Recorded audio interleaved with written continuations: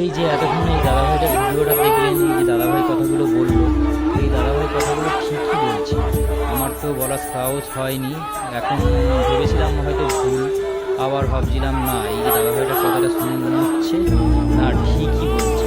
কেননা আমি এইটাই মনে মনে ভাবছিলাম এরকম কিছু হতে পারে, কিন্তু কথাটা ঠিক হয়নি। কিন্তু এই দাদাভাই বলছে, আমার মনে হচ্ছে ঠিক আছে, এই দাদাভাইটা বলছে সঠিকই বলছে কথাটা। এই যে বলছে দেখুন, কথার মধ্যে কোনো মানে ঘাবলা কেস আছে। আর এই যে মেয়েটা যে পড়ে গেছে, দুজনে একসঙ্গে পড়েছে। আর এই যে মেয়েটা সাঁতার জানে, ছেলেটা সাঁতার জানে না। যখন জানে না তখন নিশ্চয়ই, যখন পড়ে গেছে নিশ্চয়ই বাঁচানো দরকার ছিল, একসঙ্গে থাকা দরকার ছিল। সে বালি খেয়ে তার ফুসফুস ফুলে গেল, সব কিছু ফুলে গেল, আর এই অপরন্ত বেঁচে গেল।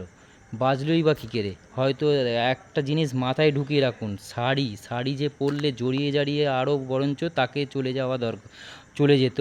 সে তার না কিছু হয়ে, আর একটা ছেলে সে জামা কাপড় পরে আছে, তা সে শাড়ি পরে নেই, তার সে বালি ফালি খেয়ে পেট ভরে শুয়ে আছে, সে মারা গেল। দেখে দেখে সে বেঁচে গেল। তাহলে অপরন্ত ওকে ধরা দরকার ছিল, বা ওকে বাঁচানো দরকার ছিল। সেখানে কোনো বাঁচানো হলো না, মেয়েটা বেঁচে উঠলো, আর আমাদের রাহুল দাদাভাই মারা গেল।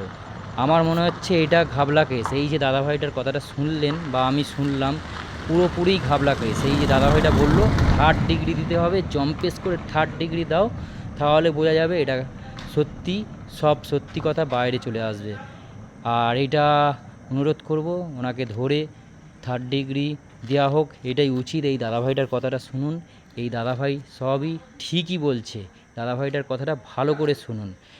তোমরা সবাই জানো হয়তো রাহুল ব্যানার্জি, যে চিরদিনই তুমি যে আমার বইটা করেছো, সেই মানুষটা হয়তো এখন আর আমাদের মধ্যে নেই। কিন্তু আমি এই একটা ভিডিও দেখলাম, রিসেন্ট একটা ভিডিও দেখে মনের মধ্যে একটা কোশ্চিন জেগে উঠলো। তো আগে ভিডিওটা তোমরা দেখো, তারপর আমি কিছু বলছি। দাঁড়া, তুই ওরকম করিস না, একটু ঠান্ডা হও, ঠান্ডা ঠান্ডা হও। আমরা এক্ষুনি একসাথে শুটিং করছিলাম। দাঁড়া, আধ ঘন্টা আগে আমরা একসাথে শুটিং করছিলাম, সমুদ্রে নেমে সমুদ্রে শুটিং করছিলাম আমরা। পড়ে গেল না কি ও একা হঠাৎ করে?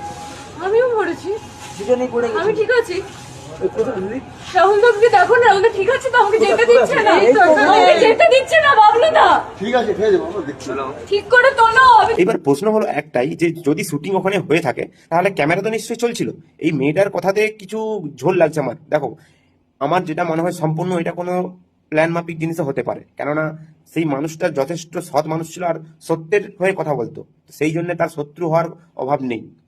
সোশ্যাল মিডিয়ায় অনেক প্রতিবাদ ভিডিও তার আছে, কিন্তু ওইখানের যে কেসটা একটু সবাই ভেবে দেখো, বুঝতে পারবে যে এই মেয়েটাকেও যদি থানাতে নিয়ে গিয়ে কোনো ছানবিন ভালোভাবে যাচাই করা যায়, 3rd ডিগ্রি দেওয়া যায় না, পরিষ্কার বেরিয়ে আসবে যে হ্যাঁ নিশ্চয়ই কোনো না কোনো ব্যাপার আছে।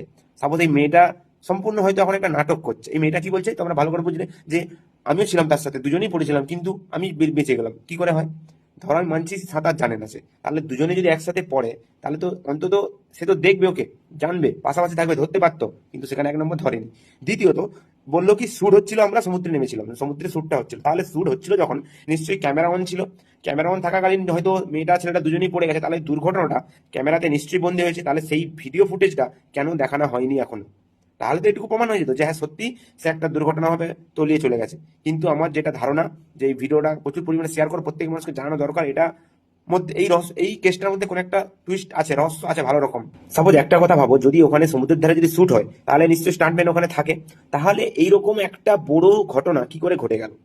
আবার ধরো তলিয়ে যাওয়ার পরেও মানুষ সঙ্গে সঙ্গে দেখতেও পেলো না, টাইম চলে গেল। যদি এটাকে পুলিশ ঠিকঠাক ছানবিন করে, তাহলে এতে কিন্তু অনেক কিছু বেরোতে পারে। তোমরা কি বলছো? তোমরা কমেন্ট অবশ্যই জানাবে। কেননা এমনই তো হতে পারে, এই জুবিনকে যেইভাবে মারা হয়েছে ষড়যন্ত্র করে, হয়তো এই রাহুল দাদাভাই সৎ মানুষ ছিল, খুব ভালো মানুষ ছিল, হয়তো এনাকেও এইভাবেই প্ল্যানিং করে মারা হয়েছে। আর এই ভিডিওটা প্রচুর পরিমাণে শেয়ার করুন, আর সবাই দেখুক, জানুক না এটা ষড়যন্ত্রই হয়েছে। আর প্লিজ এনাকে, যে এই ভুল কাজটা করেছে তাদেরকে খুঁজে উপরন্ত খুব কঠিন শাস্তি দেওয়া হোক।